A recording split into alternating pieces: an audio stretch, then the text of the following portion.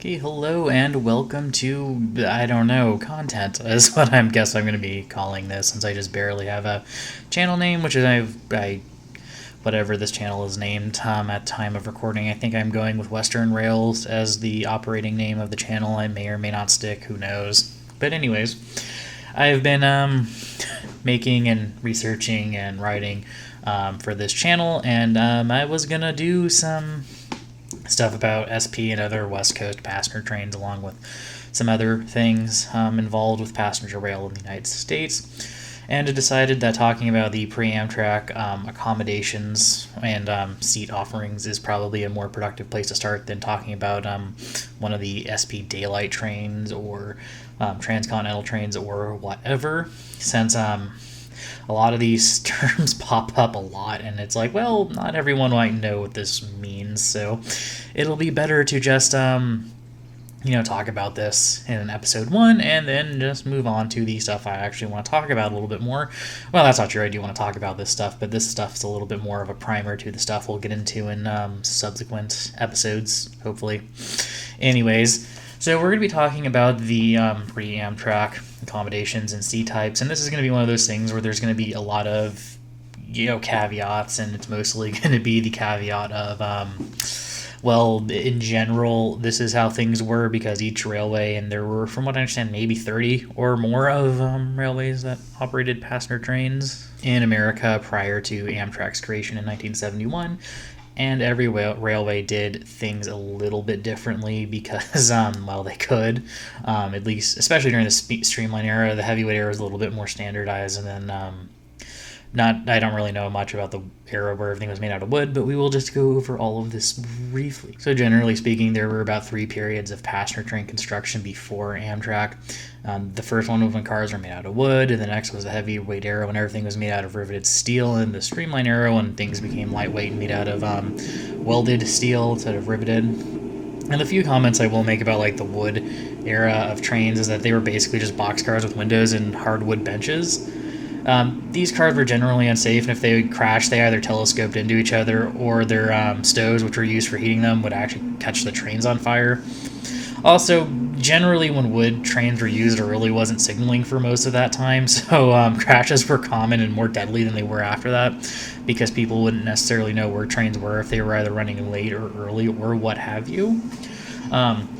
So yeah, it's basically the only comment I really have to make on those. Some of these wood cars were preserved either in museums or on short line railways, but anyways, that's a subject for a different time. The heavyweight passenger era is when equipment became made out of steel, and heavyweight equipment was made out of, as I said, riveted steel and with cement floors, and this is also when you started getting steam heating and steam plumbing, at least on some of the nicer trains. And the first mention of cars of this style that I know of was the Pennsylvania Railway, when they were building the tunnels not between New York, but under the Hudson River, because they would be safer than wooden cars. And in the heavyweight era, there were fewer car types than there were in the streamline era, but generally there were, your coaches, your sleepers, your diners, your loungers, and whatnot. And coaches were generally equipped with padded bench-style seats, which you could change the direction just by more or less pulling or pushing the seat back into a different position, and the seat part would just slide between the two sides that it would have. And generally, the heavyweight sleeping cars were equipped with what we would now call open sections. The sections were basically 2 sofa-style seats that would be there during the day. You would usually share the space with the second person if the train was more full, and at night your Pullman porter would recline the 2 sofas together to form a bed. Then above you, and like where the overhead storage space would be today on like a plane or a train, that would fold out into a second bed, which would be the upper berth, the lower one's the lower berth. And the upper berth space is where they also stored the mattress pad, the bedding, and whatnot during the day for both, and also the heavy curtains that would go between the berths, because to give you some sort of privacy at night. Heavyweight sleeping cars also did have some enclosed rooms as well. Now, also I have to make this note, I couldn't really find a consistent way or manner in which the enclosed rooms in the heavyweight sleepers were named. So this is just my best guess as to what they were in general called, not necessarily. So your mileage may vary, like if one railway was like, no, we're obstinately naming them in a reverse order or something different or what have you, because these were all private railways. They did their own thing, and it's America, so screw you and your ability to like have a consistent name. So one room was the compartment, which from what I understand was generally an enclosed section, which meant it had a full-on proper door. It was fully enclosed. You had full privacy. It was similar to what an Amtrak roomette is today. And then there was the drawing room, which had a sofa that would fold into a bed, and as well as another berth that would pop out of the wall like in a section, but it went lengthwise along the car rather than not perpendicular, but parallel with the car. This room also usually had space for an extra chair and usually an enclosed toilet. I do say usually because I know, again, mileage may vary. There's probably some weird one that didn't have a toilet and a chair in there, but whatever. And there were also various arrangements of this car, like a 10-2-1, which had 10 sections, 2 compartments, and 1 drawing room, or 12-1, which is 12 sections, 1 drawing room, or a 16-section Duplex Sleeper, which was all sections. So on this note, I'm going to talk a little bit about how rail cars and sleeping cars were designated before Amtrak. Generally speaking, sleepers were designated based on the number and types of rooms or beds that were available in each car. They are generally listed from the smallest and cheapest accommodation to the most expensive. So like with the sections, it's sections, then the enclosed room, then the other one based on their size and cost. So moving into the Depression is when we started getting these streamlined cars. They were built because technology had advanced, and so did building processes. Like at this point, the Bud company figured out how to shot weld different types of metal together, as well as stainless steel without the weld corroding. Streamlined cars were also far lighter than their heavyweight counterparts, which meant trains could run longer, they could be faster, or even both. There also at this point were some streamlined train sets, but that's a story for a different day, and which again will probably be as I get further east in the talking of trains. Anyways, this meant that, for instance, the Coast Daylight, which ran from San Francisco to Los Angeles, which will probably be in one of the next episodes, could do its run in about 9.5 hours with stops, pulled by a steam engine. And its non-stop heavyweight predecessor took 12 hours to make the same trip with only making stops for water. Non-stop meaning no station stops, not necessarily it didn't stop because, trains needed a lot of water back then to keep going. Also in the streamlined era, this is when the idea of a chair car came about. A chair car is more or less similar to an Amtrak long-distance coach today. They have 2+2 individual seatings that can recline, and the seats are generally lined up so you can see out the window, whether or not the seat is reclined or upright. And these cars were generally used on long-distance trains and first-class extra fare day trains, which more or less just meant you had to pay an extra reservation fare while riding rather than just a coach fare.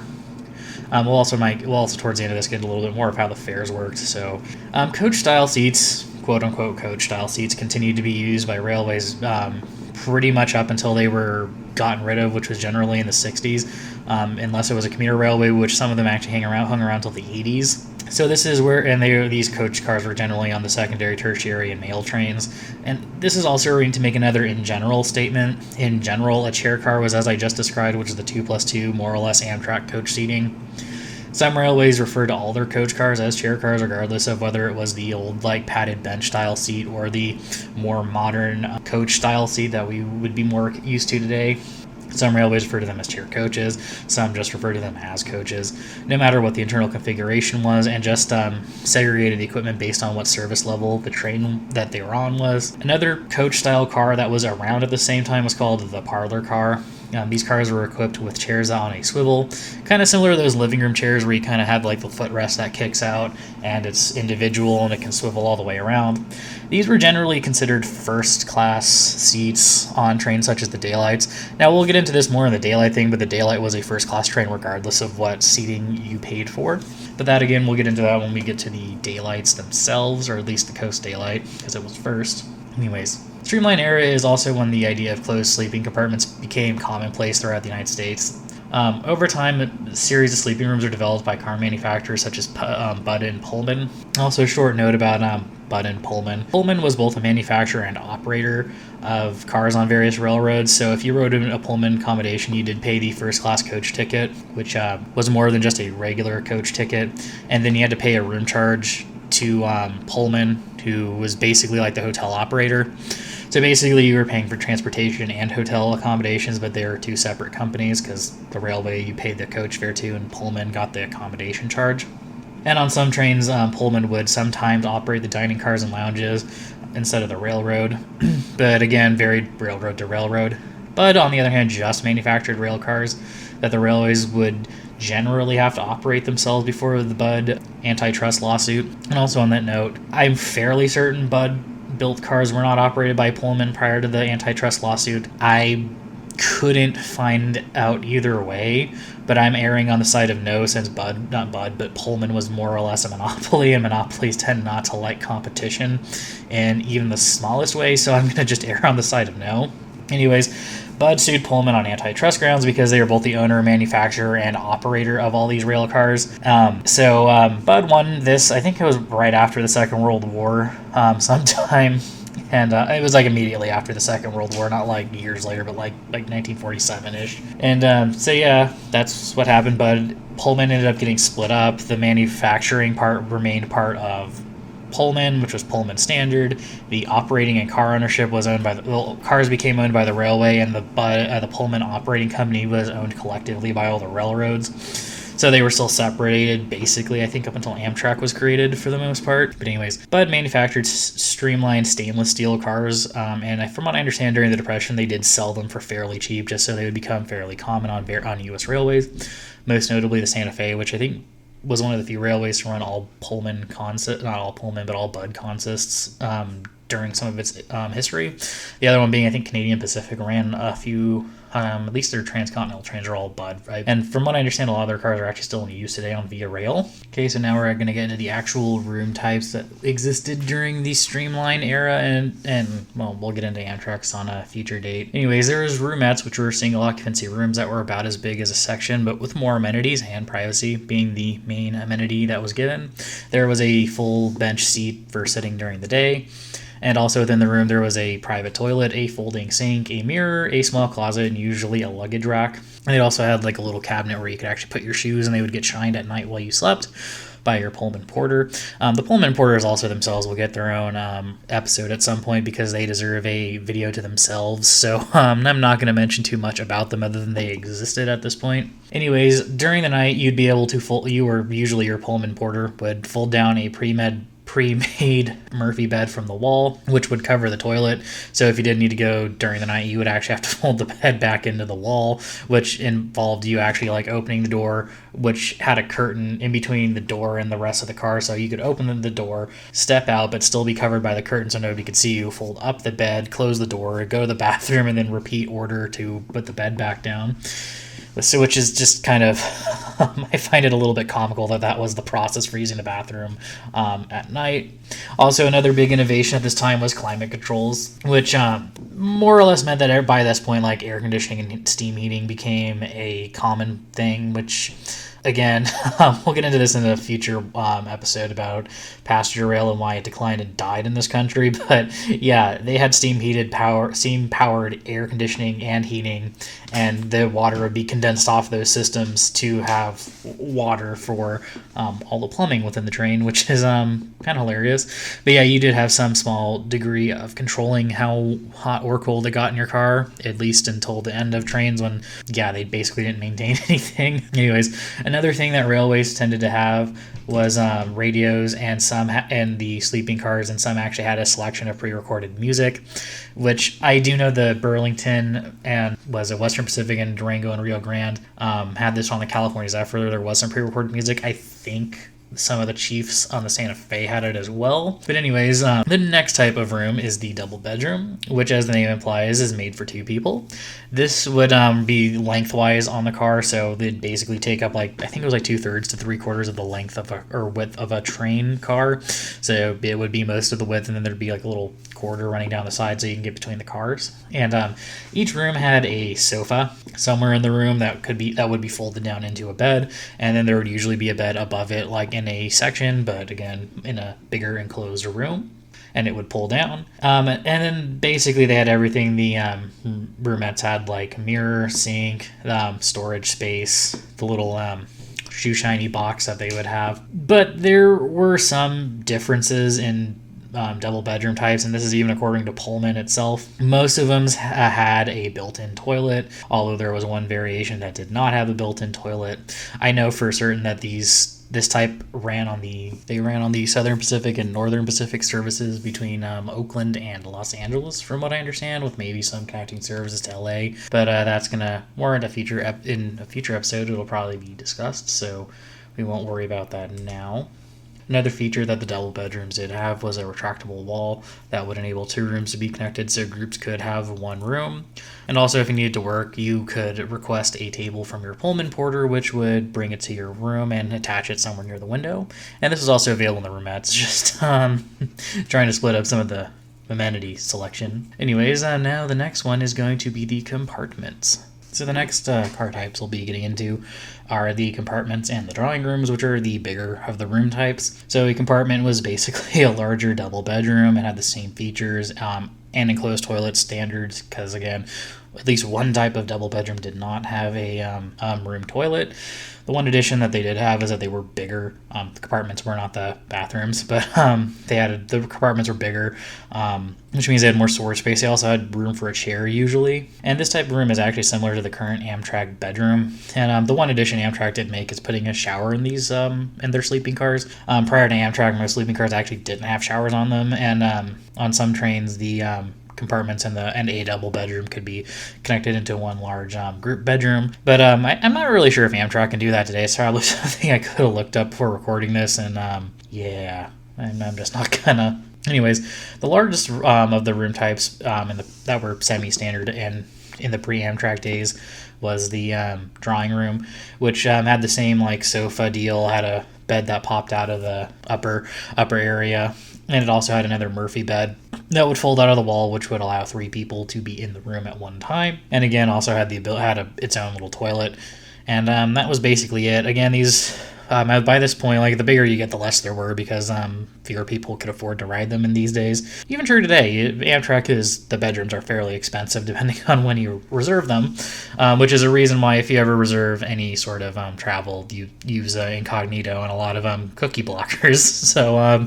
they can't charge you as much. Little tip there. Anyways, there were some other room types called master bedrooms, but these were very rare.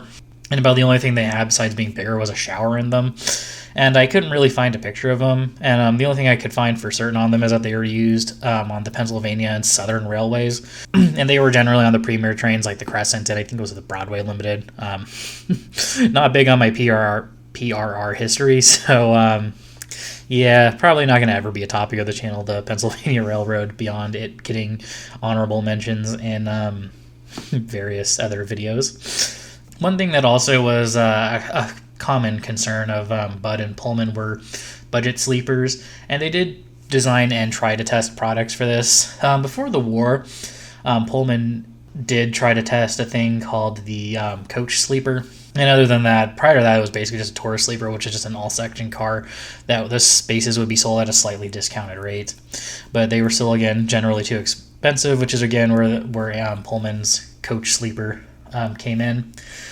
This was a modified. They did actually get into the testing phase, so they took a heavyweight sleeping car and modified the inside, so it had 5 3-bedrooms and 5 6-bedrooms for a total of 45 beds. This car more or less would have enabled a railway to carry as many people as a normal chair car would, but with beds. And the way the beds were is that the top one was always out, the middle one would slide into the top one, and then the lower one would basically be a couch, and it would fold down. And according to Pullman, this spaces in a sleeper coach could be sold for 1/3 the rate of a lower berth in a section, so that would allow for a massive discount at this point. Like, for example, I think a cross-country train would more or less cost $9 a night for a lower berth, so you're talking 3, which is fairly big difference. And as far as I can tell, only one type of this car was ever built, and it was tested on the Northern Pacific in 1940, and with the war starting in 1941, the idea was scrapped due to wartime restrictions and then just wasn't revisited after the war. But after the war, Bud did design a rail car that would have 32 duplex roomettes. Quick note on a duplex roomette, because there was the Bud Slumber Coach version and then the actual Pullman version of a duplex roomette. Basically, they were designed like 2 bricks stacked off on top of each other offset. So if you were in the lower of a duplex roomette, your bed would stick partially into the upper ahead of you. So basically, you'd be kind of lower than it, and then your feet would go into the under space below the upper, and then some of the upper would stick into your head space on the forward side, or behind you rather. Spatial awareness while not looking at a picture, folks. It's I swear I speak English. Bud called this car the Budget, which is, hopefully I'll remember to flash on screen how they actually spelled that. But from what I understand, it was only really put into marketing material, and since this was released in 1946, and the antitrust case came after this by, I think, a few months, if not a year or so, these were just never ordered. And some railways actually had ordered tourist section sleepers for some reason at the same time, which would carry roughly the same amount of people. Also, one of the issues with the budget sleeper was that half the passengers would be facing backwards while riding, which was still true of a tourist sleeper, so I don't really understand why any railway went with them after knowing these existed, unless people just didn't read their marketing material, which would not be surprised considering how few people read things today. Yeah, dumbass running the show. Also, not entirely reading what I wrote. Anyways, there was also the budget and the tourist and the coach sleeper were just never built, so they never became a thing. But later in this post-war, from what I understand, they also had duplex rooms and slumber coaches. The slumber coaches we'll get into here in a second, but the duplex roomette was basically just a larger version of the budget car. The lower would stick a little bit in under the upper, and the upper would stick a little bit into the lower. But they were generally bigger. For example, a all duplex roomette car would only have 24 rooms compared to a budget's 32. And from what I can tell, the duplex roomettes cost about the same as a normal roomette, so it's not like you really saved that much money by having them. The railways only could basically cram 2 more people into an all duplex roomette car versus an all roomette car. And from what I can tell, the Santa Fe Railway is the only one that I know of that had all duplex roomette cars in any significant number. Now, most railways had at least a few cars with duplex roomettes, so they were mixed in with like double bedrooms and whatnot, so they could again cram a couple extra rooms into the same car space. But very few railways, I think, beyond the Santa Fe actually had all duplex roomette cars. Also, this is, I believe, was a pre-war thing, but they did have a duplex bedroom, which would take up the 2/3 length of the car like a double bedroom, but they would be stacked on top of each other like bricks. So again, part of the upper would stick into the lower, and part of the lower would stick into the upper. And these, again, never really became popular. Oh, and the bed was just like a sofa that folded down. But these just never really became popular. And from what I understand, I think the Pennsylvania Railways had a few cars with these, and maybe the UPSP Overland Route trains, I think, might have had a couple at some point, but again, they never really caught on as a train type or car type. And then the last thing that we have in the pre-Amtrak days were the slumber coaches, which was Bud's second attempt at popularizing a budget sleeper for the railroads. And it had 24 duplex roomettes, which, unlike the budget, they actually all faced forward. And then the difference in space was given to 8 double bedrooms, which was basically just an enclosed section. And these cars could fit a total of 40 people, which was more than the original budget. But unlike in 1946, the railways were actually willing to lease some of these by the late 50s. The slumber coaches were built basically a decade later. The railways that leased slumber coaches were the Baltimore and Ohio for their services between D.C. and Chicago, the Missouri Pacific for services between D.C. and Texas, the Burlington route and Northern Pacific for its cross-country trains, and just some in general ended up on the Denver Zephyr. And actually, the introduction of slumber coaches on the Denver Zephyr actually caused a little bit of a price war between the Burlington and the Union Pacific, and the UP tried to use a tourist sleeper to compete with the Burlington, and they subsequently failed, but still did not rent a slumber coach to properly compete, so whatever.